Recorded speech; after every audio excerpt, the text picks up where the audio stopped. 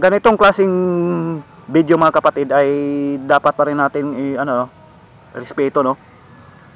Kasi wala tayong katibayan na ganito nga ang ginawa ng simbahan Romanong Katoliko. So kahit iba-iba ang ating reliyon, so dapat pa rin nating respeto ang kanilang tradisyon.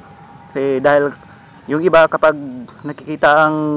nakapapanood ang ganitong klaseng video ay sinisiraan agad nila ang Katoliko. So comment lang sila ng comment na hindi nila iniisip, pero wala silang katibayan na ganito ang ginawa ng simbahang Romanong Katoliko.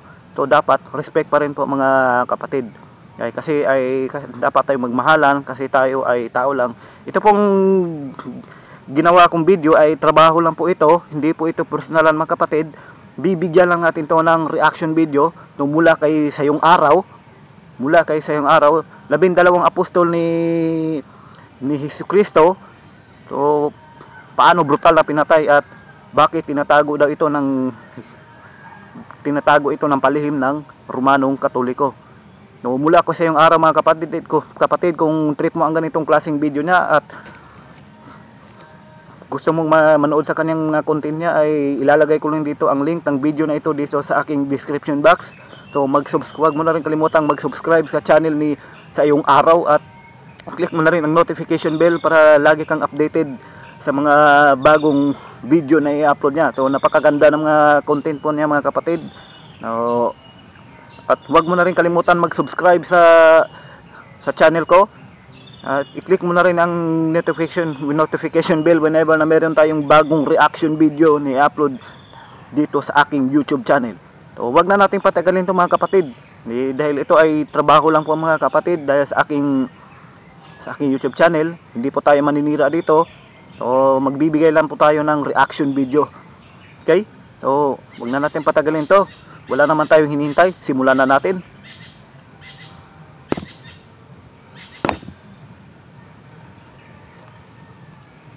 Misteryo ng Roma. Matatandaan natin na si Jesucristo ang Mesiyas. Ang pumatay sa kanya ay walang iba kundi ang mga taga-Roma. At nakaisip na kayo mga kaibigan kung paano namatay ang mga apostoles ni Jesucristo at sino nga ba ang pumatay sa kanila at bakit sila pinatay. At atin itong isa-isang sagutin mga kaibigan.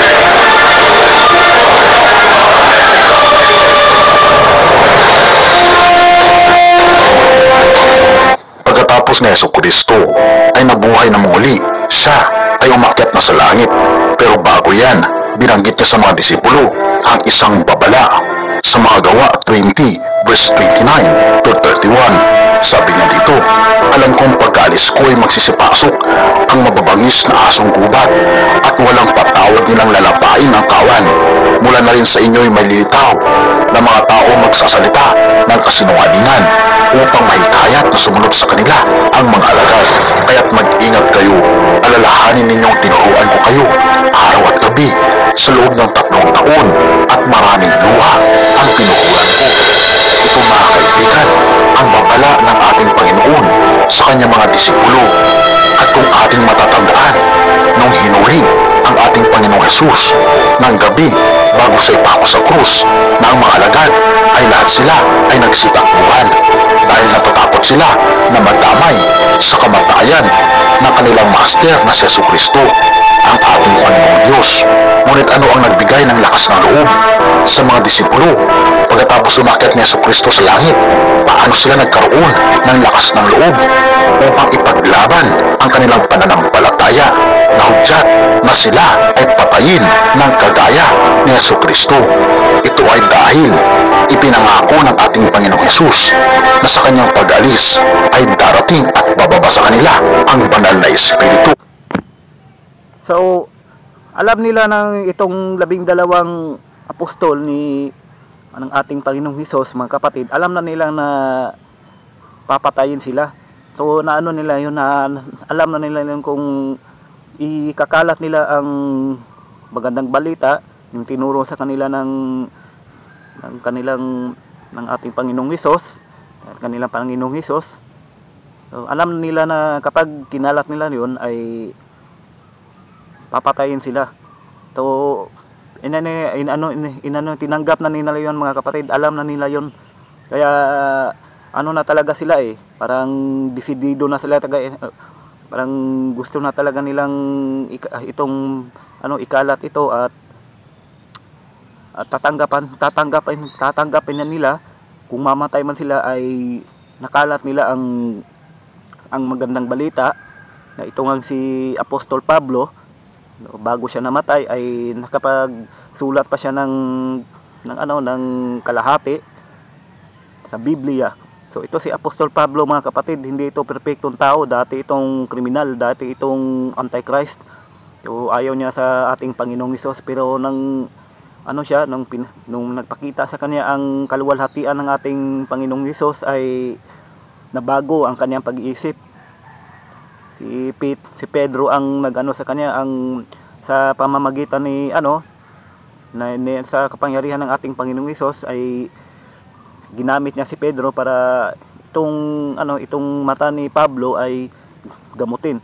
Pagkatapos noon ay ito na, nagbago na siya, naniniwala na siya sa ating Panginoong Hesus at siya din ang sumulat sa ating Biblia. Kaya nagsisi na siya. Kaya kayong mga makasalanan mga kapatid ay may panahon pa para magsisi kayo. Huwag kayong gumawa ng kasalanan na hanggang sa pagkamatay nyo ay hindi kayo magsisi, hanggang sa pagkamatay nyo ay hindi kayo naniniwala sa ating Panginoong Hesus. So, hindi po yan tama mga kapatid, dahil tinubos na tayo ng dugo ng ating Panginoong Hesus. So lahat ng mga tao, mga kasalanan man o hindi, lahat ng tao ay pwedeng lumuhod sa kanya at humingi ng patawad sa kanilang mga kasalanan sa ating Panginoong Hesus. Kasi hindi tayo perpekto mga kapatid Ang ating Panginoong Hesus lang ang perpekto. Tayo kahit mga anghel hindi yan perpekto Pero yung mga anghel mas matalino pa yan sa atin, mas matalino at mas mabait pa yan sa ating mga tao. Pero hindi rin sila perpekto. Mas perpekto ang ating Panginoong Hesus at ang kaniyang Diyos Ama. Okay? Na magbibigay sa kanila ng lakas ng loob at karunungan upang ihayag ang katotohanan ng kaligtasan at pag-ibig ng ating Panginoon.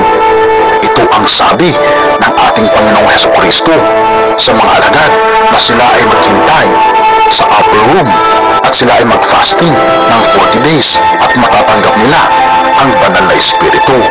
At ito nga ang nangyari sa kanila mga kaibigan. Si Pedro, na tinatawag na Gramatos at Idiokrates sa salitang Grego, ito ang kutsa sa kanya, na ang ibig sabihin ay hindi siya marunong magbasa. At sa salitang Idiokrates ay mapapansin natin ang salitang idiot. Ngunit pagkatapos mga kaibigan na mapuspos ng banal na Espiritu ang mga disipulo, ay sila ay naging matapang. Ang wisdom ng Panginoon ay sumakanila at hindi sila natatakot na mamatay alang-alang sa kanilang trabaho para mailaganap ang katotohanan ng pag-ibig ng Panginoong Diyos para sa sanlibutan.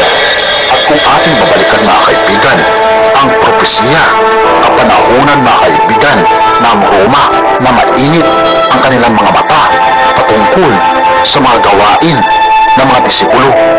Bilang paganong relihiyon kasi, sila ay naniniwala na ang mga emperor ay kabahagi ng pagiging Diyos at mainit sa tainga ng mga leaders ng Roma ang patungkol sa Mesiyas, ang ating Panginoong Hesukristo, na siya ang hari ng mga hari, at kanilang inilalathala ang patungkol sa kahariang darating na mas sigit sa kaharian ng Roma. At kaya naman mga kaibigan, isa-isa silang pinatay dahil sa kanilang pananampalataya at gawain ng pagbimisyonero alang-alang sa pag-ibig ng Diyos. Ito ang dahilan kung bakit pinatay ang mga disipulo, dahil na rin sa kagagawan ni Satanas, dahil kanyang sinapian ang mga pag-iisip ng mga leaders, lalong-lalo na sa lugar ng Roma, para patayin ang mga disipulong ito. At ang katanungan mga kaibigan, kung inaangkin ng Roma na si Pedro ang una nilang papa, bakit bakit siya ay pinatay ng Roma. Atin itong pag-uusapan mga kaibigan sa mga susunod na content.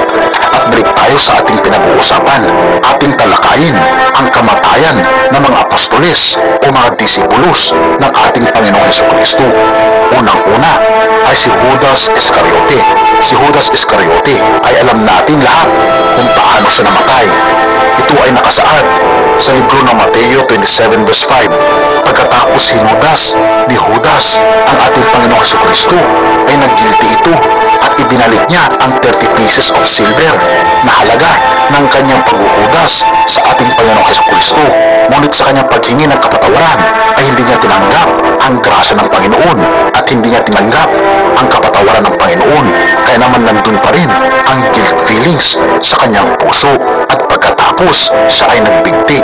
Mateo 27 verse 5. At kanyang ibinulaksak sa santuaryo ang mga putol na pilak at umalis at siya yumaon at nagbigti. At nakasaad mga kaibigan sa libro ng mga gawa 1 verse 18, ang kabayaran sa kanyang pagtataksil ay ibinili niya ng lupa. Doon siya nahulog ng patiwarik at sumabog ang kanyang tiyan at lumabas ang kanyang laman loob. Pangalawa, James the Great, ang anak ni Zebedee. Si James ay So ganun pala yung nangyari kay Judas, no. So itong si Judas, alam natin na isa siyang traitor, no, kasi pinagkaluluan niya ng ating Panginoong Hesus. Siya ang nagsumbong sa mga sundalong Romano kung saan nandoon ang ating Panginoong Hesus, at ito dinakip na nga ito. Kaya kung hindi dahil ito kay Judas, hindi sana to hindi sana to madadagay pang ating Panginoong Hesus eh. Hindi sana to mapapako sa krus. Pero nakapropesiya na kasi yan mga kapatid. Alam na yan ng ating Panginoong Hesus na ganyan ang mangyari sa kanya. Kaya nga bumaba siya dito sa lupa para tuparin ang mga propesiya, ang itong utos ng kaniyang Diyos Ama sa langit na tubusin niya tayo ng kanyang dugo sa ating mga kasalanan. O magpapako siya sa cross. So walang ibang kamatayan walang ibang kamatayan na hindi siya binato ng bato ng mga sundalong Romano, kundi pinako talaga siya sa cross. Torture talaga. So, nilatigo, pinahiya, ininsulto, o yunurakan ang kanyang pagkatao at kanyang tinawanan. So pinako sa cross, kahit nakapako na ay tinawanan pa rin. So ganyan kahirap ang pinagdagaanan ng ating Panginoong Hesus mga kapatid, para lang tubusin yung ating mga kasalanan. So may nagsasabi na ito daw si Judas ay na-impyerno daw. So ito mga kapatid, hindi natin alam kung na-impyerno ba si Judas dahil siya ay nagsisi. Kaya nga binalik niya itong yung pera daw yung napilak daw yung nasa mga Pariseo, binato niya ito dahil nagsisi na ito si Judas sa kanyang ginawa na tinraidor niya ang ating Panginoong Hesus mo mga kapatid. Kaya sabi nga nagsisi na siya at nagpakamatay nga siya, nagbigti. So hindi natin talaga huhusgahan kaagad kung ano ang ginawa ng kung saan ba nandun si Judas, sa impyerno ba o sa langit. So hindi natin alam yan mga kapatid. So kaya nga sabi ng ating Panginoon Jesus na sa krus na siya ay, Ama, patawarin niyo po sila dahil hindi nila alam ang kanilang ginagawa. So pati na doon si Judas mga kapatid ay pinatawad na yun. So hindi natin talaga alam, walang nakakaalam kung nasaan si Judas, nasa langit ba o sa impyerno. Dahil ang sabi ng ating Panginoong Hesus, Ama, patawarin niyo po sila dahil hindi nila kaalam ang kanilang ginagawa. At itong pagkamatay na ating Panginoong Hesus sa cross ay na propesiya na talaga yun. Hindi talaga yun sinadya talaga, ay yun, parang nahulaan na talaga yun ng ating Panginoong Hesus. sa pangalang Santiago sa Tagalog. Kasabay na tinawag ni Jesus si Pedro.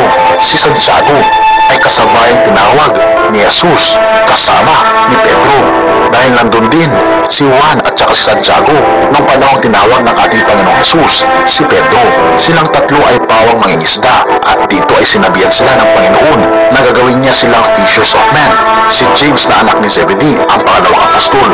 Nakasaad sa Biblia kung paano pinatay si Santiago. Ito ay makikita sa mga Gawa 12 verse 2 at pinatay niya sa tabak si Santiago na kapatid ni Juan. Kung ating mabalikan mga kaibigan ang verse 1, ng panahon ng yaon ay iniulat ni Herodes ang kanyang mga kamay upang pahirapan ang ilan sa iglesia at pinatay niya sa tabak si Santiago na kapatid ni Juan. Ang kamatayan ni James o ni Santiago na anak ni Zebedee ay naganap sa kasagsagan ng pamumuno ni Haring Herod.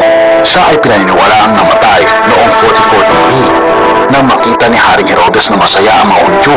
Sa pagkamatay ni Santiago ay pinahuli rin nito si Pedro o si Simon Peter, ngunit si Pedro ay pinapakas ng Simon Peter o Simon Pedro.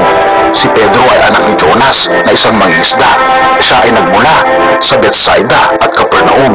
Kilala siya sa tawag na Simon o Cephas.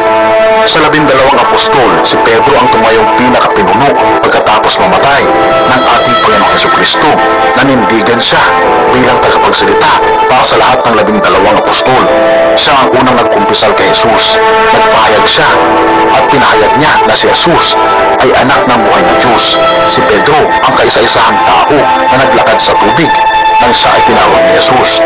Siya rin ang apostol na tumaga sa tenga ng isang sundalo na lumaki kay Jesus pagkatapos ng kailang huling hapunan.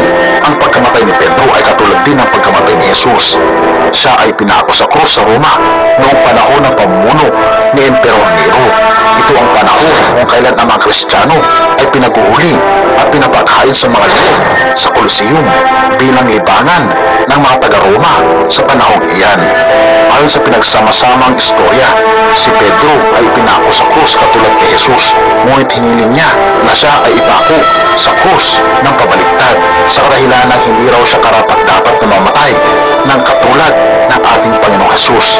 Nakasaad ito sa John 21 verse 18 to 19 na sinabi ni Jesus kay Pedro, "Pakatandaan mo noong bata ka pa, ikaw ang nagbibihis sa iyong sarili at pumupunta ka kung saan mo gusto. Ngunit pagtanda mo, iuunat mo ang iyong mga kamay at iba ang magbibihis sa iyo at dadalhin ka sa lugar na di mo gusto." Sinabi niya ito upang ipahiwatig kung paano mamamatay si Pedro at kung paano niya pararangalan ang Diyos. Pagkatapos sinabi sa kanya ni Jesus, "Sumunod ka sa akin." Andres o Andrew. Si Andres ang kapatid ni Pedro at isa sa mga anak ni Jonas. Siya ay nanirahan sa Bethsaida at Capernaum at isa din siya mangingisda. Bago sa tinawag ni Jesus, ipinakilala ni Andres ang ibang mga apostol kay Jesucristo. Maging ang kanyang kapatid na si Pedro ay siya ang nagpakilala sa ating Panginoong Jesucristo. Ang pangunahing layunin niya ay upang dalhin niya ang iba pang mga apostol sa paanan ng ating Panginoon. Oo mga kaibigan, si Andres ay dating disipulo ni John the Baptist o ni Juan Bautista bago pa man siya naging disipulo ng ating Panginoong Jesucristo. Si Andres ay nagpunta at napadpad sa lugar kung saan uso ang kanibalismo, na ang ibig sabihin mga kaibigan ng kanibalismo ay alam niyo na, sila ay kumakain ng kapwa-tao. Sinabi ng mga sinaunang Kristiyano dito na si Andres ay nagpalaganap ng Kristyanismo sa Soviet Union at pagkatapos ay nagpunta siya sa Greece sa bayan ng Patra. Dito siya ay pinaaresto ng isang gobernador na nasa ilalim ng gobyerno ng Roma. Hinatulan siyang mamatay sa krus. Sinabi ni Andres na hindi karapat dapat siyang mapako sa krus sa parehong postura na krus ng kanyang guro at Panginoon na si Jesucristo. Siya ay humiling na maging iba ang sa kanya, kung kaya siya ay pinako sa krus sa isang hugis-ekis na krus na tinatawag ding Cross of St. Andrew. Pinaniwalaan ng marami na si Apostol Andres ay namatay noong 60 AD sa buwan ng November. Sinasabi ng ilang mga historians, habang si Apostol Andres ay nasa krus at unti-unting namamatay, ay pinatawag niya ang mga tao at sila ay patuloy na tinuruan ng mga aral ng Diyos hanggang siya ay malagutan ng himala. Si Tomas o tinatawag ng Doubting Thomas dahil sa kanyang prinsipyo na kung hindi niya makita. Grabe mga kapatid, no? So, pinako na siya sa krus. Pero, ganun pa rin ang ginawa niya. Hindi siya nagmura, hindi niya minura yung mga tao, hindi niya pinagbantaan, hindi siya nagalit. Pinangaralan pa rin niya ang mga tao ng aral ng ating Panginoong Hesus. So, ganyan kabait ang mga apostol ng ating Panginoong Hesus, mga kapatid. So, itong sinabi ko nga, itong si Judas, hindi natin alam kung na-impyerno ba to. Kasi nagsisi na siya Nagsisi na siya sa kanyang mga kasalanan, mga kapatid. So, sinabi na ng ating Panginoong Hesus na ito na talaga ay nakapropesiya. Pero itong si Judas ay pa rin naman, kasama pa rin naman ito sa 12 apostol ng ating Panginoong Hesus. Kaya sila ay nandun sa langit. Kasi itong si Judas nagsisi na siya, mga kapatid. Sinabi nga dito, kapag ikaw ay bago namatay, kapag nagsisi ka sa iyong mga kasalanan na tinanggap noon ng ating Panginoong Hesus, so hindi man papatawarin ka ng ating Panginoong Hesus, mga kapatid. Dahil ang ating Panginoong Hesus ay pag-ibig, napakabait, napaka-humble. Yan po, mga kapatid, papatawarin ka niya. Kaya nga tinubos niya ng ating kasalanan sa kanyang dugo, para lahat ng mga makasalanan sa kanya ay magsisi at humingi ng patawad. So, handa kang, kung hindi ka man pinatawad ng ibang tao, kung nagkasala ka sa ibang tao, hindi ka pinatawad nila, ating Panginoon ay papatawarin ka po niya, mga kapatid. Wala pong imposible sa ating Panginoong Hesus, mga kapatid. Okay, tuloy na natin. Ang ating Panginoong Hesus at hindi niya mailagay ang kanyang kamay sa butas ng mga kamay ng ating Panginoong Hesus ay hindi siya maniniwala na buhay ang ating Panginoong Hesus. Ayon sa mga naunang tradisyon at paniniwala, si Apostol Thomas ay aktibong nangaral sa Persia at nagpunta din siya ng India at doon ipinahayag ang salita ng Diyos. Sa ibang bersyon ng kanyang pagkamatay ay inundayan siya ng mga saksak gamit ang sibat ng isang pari na sumasamba sa Diyos-Diyosang Kali, habang ang isa namang dahilan ng kanyang pagkamatay ay sinaksak siya ng sibat ng 4 na sundalo dahil ayaw din ng mga ito ang kanyang mga ipinapangaral. O Felipe, ito ang apostol na nag-request kay Jesus na ipakita sa kanila ang Diyos Ama. Sinabi sa kanya ni Felipe, Panginoon, ipakita po ninyo sa amin ang inyong Ama at masisiyahan na kami. Nakasaad dito sa libro ni Apostol Juan 14 verse 8 to 10. Sumagot si Jesus. Sinabi sa kanya ni Felipe, Panginoon, ipakita mo sa amin ang Ama at sukat na ito sa amin. Sinabi sa kanya ni Jesus, malaon ng panahong ako'y inyong kasama at hindi mo ako nakikilala, Felipe. Ang nakakita sa akin ay nakakita sa Ama. Paanong sinasabi mo, ipakita mo sa amin? Hindi ka ba nananampalataya na ako'y nasa Ama at ang Ama ay nasa akin? Ang mga salitang aking sinasabi sa inyo'y hindi ko sinasalita sa aking sarili, kundi ang Ama na tumatahan sa akin ay gumagawa ng kanyang mga gawa. Kung ating matatandaan, mga kaibigan, siya rin ang apostol na inutusan ng anghel ng Diyos para ibahagi ang aral sa isang minuko na taga-Ethiopia na bigla siyang kinuha ng Espiritu ng Diyos at ipinunta sa ibang lugar. Kumbaga, itineleport siya at ipinunta siya sa Azotus. Ayon sa tradisyon, si Philip ay sinasabing nagpunta at nag-aral sa Prega, isang lugar sa Turkey. Ngunit siya ay nahuli ng mga Hudyo na tumutuligsa sa mga bilin ng ating Panginoong Hesus. At pagkatapos ay ipinako siya sa krus ng pabaliktad at saka pinagbabato hanggang mamatay. Mateo. Si Mateo ay kilala bilang maniningil ng buwis. Ito ay nakasaad sa Mateo 9 verse 9. At noong siya ay yayain ni Jesus upang siya ay sumama sa kanya, katulad din ng mga ibang apostol, si Mateo ay nagpunta sa iba't ibang mga lugar para ibahagi ang mga salita ng Diyos. Nagpunta siya sa Ethiopia at Persia. Doon sa nangaral ng mga salita ng Diyos, isinulat niya ang librong Mateo at siya ay namatay sa pamagitan ng sibat sa siyudad ng Nagaba noong 60. Bartolomeo o Nathaniel. Si Bartolome ay kaibigan ni Philip na taga Bethsaida. Siya ang nagpakilala kay Jesus at kilala rin siya sa pangalang Nathaniel. Si Bartolome ay nagpunta at nangaral sa Asya ng matagal na panahon. Nagpunta siya sa India at pagkatapos ay nagpunta siya sa Armenia upang mangaral. Kasama niya roon ang isang apostol pa at pinaniniwalaang sila ang nagpalaganap ng Kristyanismo sa bansang Armenia. Dahil sa kanyang pangangaral, naging Kristiyano ang hari ng Armenia na si Haring Polinius. Dahil dito, nagalit ang kapatid ng haring ito na si Prinsipe Astyages, kaya ipinahuli niya at ipinapatay si Bartolome. Ang kanyang pagkamatay ay ang isa sa pinakamalubha sa pagkamatay ng mga apostol. Sinasabing siya ay pinako sa krus, binalatan ng buhay, tinanggal ang mga balat at hinayaang umagos ang kanyang dugo ng matagal na panahon para kanyang madama ang matinding sakit at pagkatapos ay pinubutan silang ulo. May isang bersyon naman ng kwento na maaring namatay si Bartolome sa Kalyan sa India at hindi sa Armenia sa kadahilan ng walang nakatalang hari ng Armenia ang pangalang Polinius. Ngunit mayroong nakatalang haring Polinius sa kasaysayan ng kaharian ng India, James, the Lord's brother. Si James the Less ang tinutukoy sa Galatians 1 verse 19 na kapatid ng ating Panginoong Jesucristo. Siya ay half-brother ni Jesus Christ. Kahit na sinasabi sa Biblia na siya ay kapatid ng Panginoon, ay hindi siya katulad ng ating Panginoong Jesus na Mesiya din at anak ng Diyos. Ayon sa balita, si James ay namatay sa pamagitan ng pagbabato sa kanya ng mga Hudyo na sumusunod sa relihiyong Judaismo. Paniniwalaan si James ay nangaral noon sa Damascus na mas kilala noon bilang Syria at nagalit sa kanya ang mga tao doon at siya ay kanilang inuli at siya ay pinatay. Sinasabi rin na pagkatapos siyang patuhin ay hindi pa siya tuluyang namatay. Kaya lumapit ang isang tao na may hawak na pamalo at ginamit ito upang hampasin siya sa ulo na hudyat ng kanyang tuloy. Simon the Zealot o mas kilala bilang Simon na taga-Kadeneo.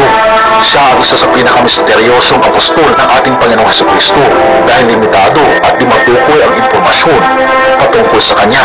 Sinasabi ng ilan na ang karugtong ng kanyang pangalan na Zealot ay dahil sa miyembro siya ng mga Zealots. Ang Zealots ay grupo ng mga Hudyo na pasikretong nag-aalsa laban sa pananakop sa kanila ng mga Romano. Sila ang mga debotong miyembro ng Judaismo at may tuturing ng mga assassins dahil nagtatago sila ng mga maliliit na kutsilyo sa ilalim ng kanilang mga damit para gamitin kung sakaling mang nais silang patayin ng mga tao, lalo na kung ang tao ay tumutuligsa dahil sa kanilang prinsipyo, sa kanilang pagsunod sa batas o Torah. Sinasabi ng mga scholars na maaaring pinili ng ating Panginoong Jesucristo si Simon the Zealot para mabalanse ang kanyang grupo, lalo na at kasabi naman dito ang isang maniningil ng buwis na si Mateo. Ganon pa man, si Simon ang isa sa mga apostol na nakakita sa pag-akyat ni Jesus sa langit. Iniwan niya ang kanyang dating buhay at katulad ng ibang mga apostol ay nagbahagi siya ng mga aral ng Diyos sa ibang mga tao. Paniwala ng marami na siya ay nagpunta sa Egypt, Syrian, Africa, Mauritania at Britain, ganon din sa Libya at Persia at nangaral siya sa maraming mga tao. Dalawang bersyon ang kanyang pagkamatay. Ang una ay nagpunta daw siya sa Persia at doon siya pinatay nang hindi siya sumunod na magsakripisyo para sa mga Diyos-Diyosan na katulad ng mga tao doon na tinatawag din nila na sanggad. Ang pangalawang bersyon naman ay nagpunta siya sa Syria at nang sabihin niya na siya ay kasamahan ng ating Panginoong Jesucristo ay ipinako siya sa krus ng isang gobernador na sanhi ng kanyang pagkamatay. Jude o Tadeus. Si Tadeus ang apostol na usap-usapang kapatid ni James the Less na tinatawag namang the Lord's brother na kung iisipin ay kapatid din siya ng ating Panginoong Jesucristo. Walang matibay na basihan kung siya nga ba ay kapatid ng ating Panginoon. Maaring. So, meron pala tong pinili ang ating Panginoong Hesus, mga kapatid, no, na mga mandirigma din. So, para mabalanse ang ito nga, naging balanse ang pangpangaral nila sa mga tao. So naging mandirigma din ito sila. Yung iba hindi talaga ito brutal na na pinatay. Doon nga sa yung isang apostoles na may dalang espada, so mandirigma yung mga kapatid. So ito ring na sinabi daw na kapatid daw ng ating Panginoong Hesus. So parang para kapag siguro mga kapatid, no, kapag pag bumaba siguro itong mga apostoles, itong mga kapatid, magsabi natin na yan ang ating ang ating Panginoong Hesus.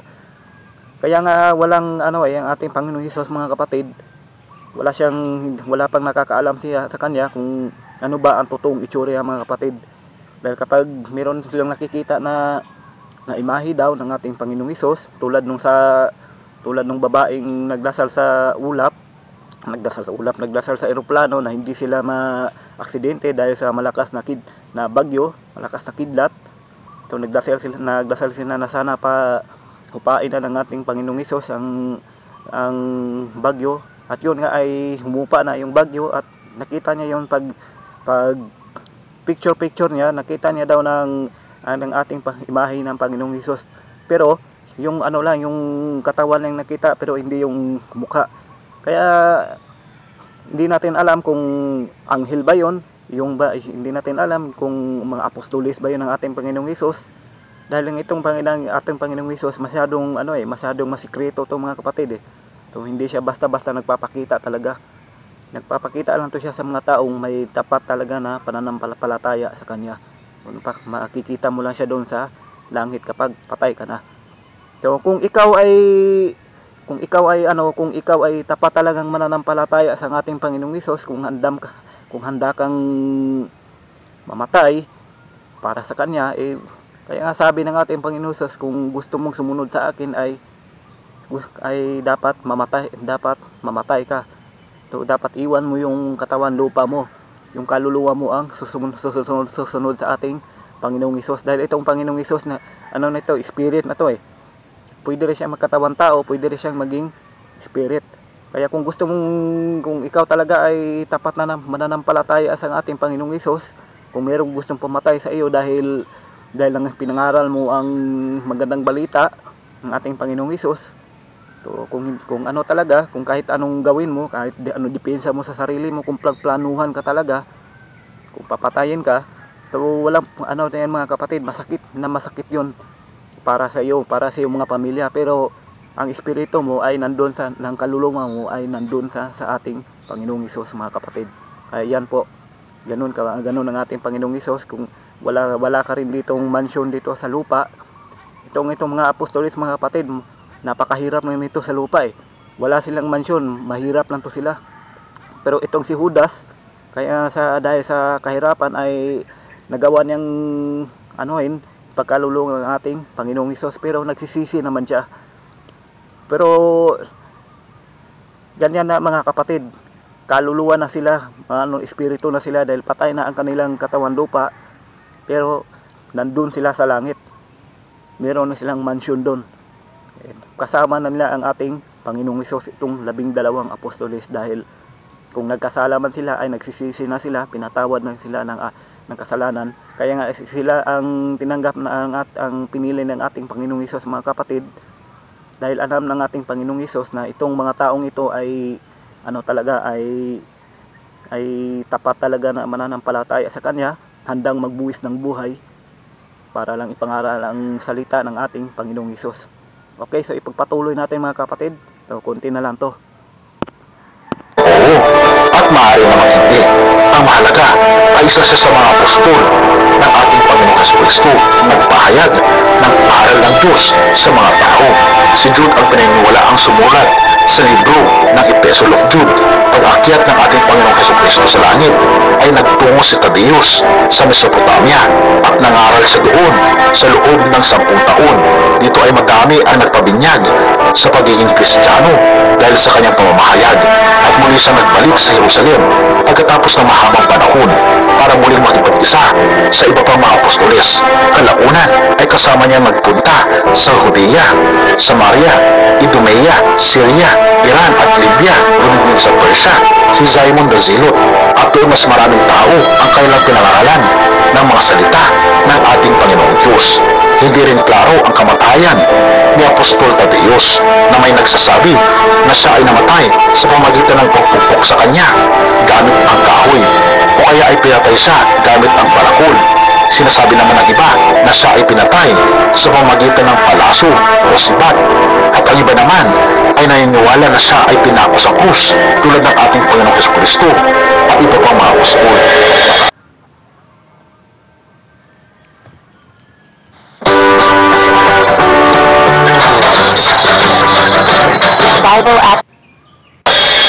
Matyas o Matayas ang pumalit kay Judas Iscariote bilang pang-12 apostol ng ating Panginoong Hesukristo. Ito ay nakasaad sa Acts 1, verse 23 to 26, at kanilang ibinuod ang dalawa, si Jose na tinatawag na Barsabas na pinakamagatang husto at si Matayas, at sila nagsipanalangin at nagsipagsabi, "Ikaw, Panginoon, na nakatataho ng mga puso ng lahat ng mga tao, ay ipakilala mo kung alin sa dalawang ito ang iyong hinirang upang tanggapin ang katungkulan sa ministeryong ito at pagka-apostol na kinahulugan ni Judas upang siya'y makaparoon sa kanyang sariling kalalagyan." At sila'y pinagsapalaran nila at nagkapalad si Matyas at siya'y ipinilang sa 11 apostol. Si Matayas ay nagpunta sa Judea at Ethiopia kung saan may mga kanibal na kumakain ng mga tao, at doon niya ipinangaral ang salita ng ating Panginoong Diyos sa isang lugar sa Ethiopia na Colchise o kilala ngayon bilang Georgia. Siya ay pinatay sa pamamagitan ng pagbato sa kanya. Siya ang apostol na pinagbulungan ng ating Panginoong Hesus kung sino ang magkakanuno sa kanya noong sila ay kumakain sa The Last Supper. Nakasaad ito sa John 13, verse 23-26. Sa dulang ay may isa sa kanyang mga alagad na minamahal ni Jesus na nakahilig sa sinapupunan ni Jesus. Inudyatan niya siya ni Simon Pedro at sinabi sa kanya, "Sabihin mo sa amin kung sino ang sinasalita niya." At nakahilig nga sa dibdib ni Jesus ay nagsabi sa kanya, "Panginoon, sino yaon?" Sumagot na si Jesus, "Yaong aking ipagsawsaw at bigyan ng tinapay ay siya nga." Kaya't nang maisawsaw niya ang tinapay, ay kinuha niya at ibinigay niya kay Judas na anak ni Simon Iscariote, kung saan sinenyasan ni Pedro si Juan na tanungin sa Panginoon kung sino ang magkakanuno sa kanya. Si Juan din ang isa sa 3 apostol na nakakita sa pagbabagong anyo ng ating Panginoong Hesukristo noong sila ay nagpunta sa tuktok ng bundok kasama si Pedro at si Santiago. Si John ay isa ring mangingisda sa Galilea katulad din ni Pedro. Siya ang nakababatang kapatid ni James the Great o anak ni Zebedee. Sinabi nila na si John o Juan ay nahuli ng mga otoridad at siya ay dinala sa Roma upang sentensyahan ng kamatayan. Ito ay ang paglubog o pagbuhos ng kumukulong tubig sa kanya sa harapan ng maraming manonood. Ito ay kanilang ginawa sa harap ng maraming tao sa isang Coliseum sa Roma, kung saan ginagawang katuwaan at kasiyahan ang pagpaslang sa mga Kristiyano. Ito ang kanilang kwento.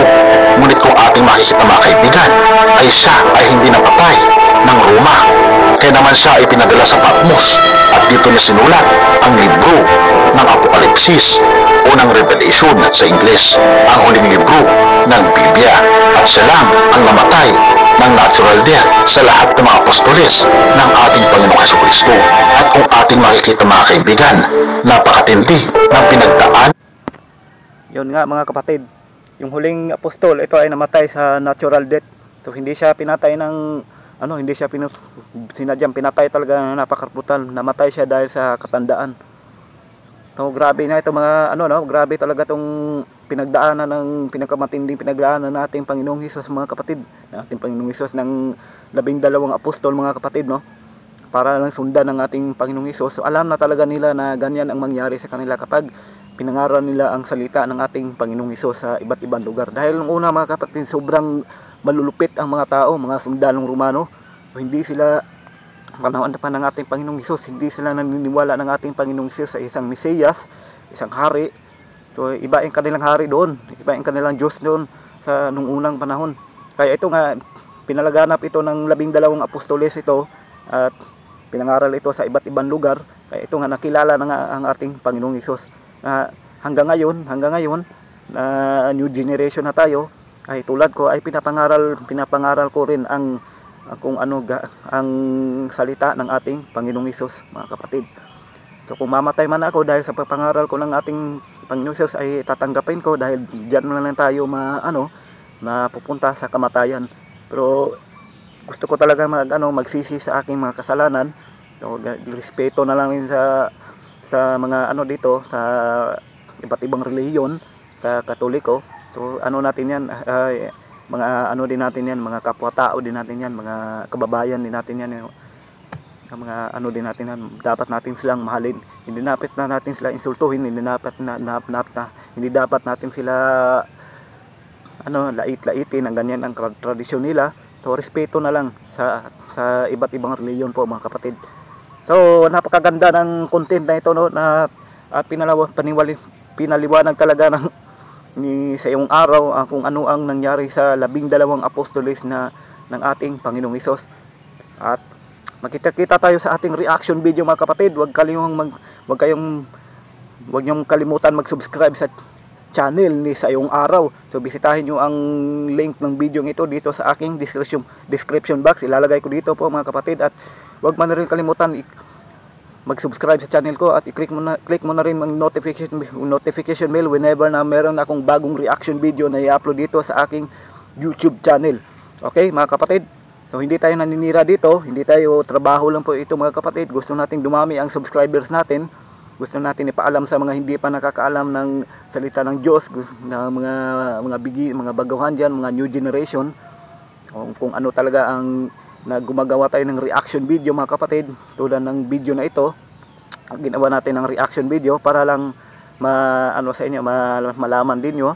Kasi itong video na ito mga kapatid, ngayon hindi ko pa ito napanood eh. So ngayon marami tayong mapupulot na aral. At makikita-kita tayo sa susunod kong reaction video mga kapatid. At salamat po sa inyong panonood. At ako po si Dexter Braganza and peace out.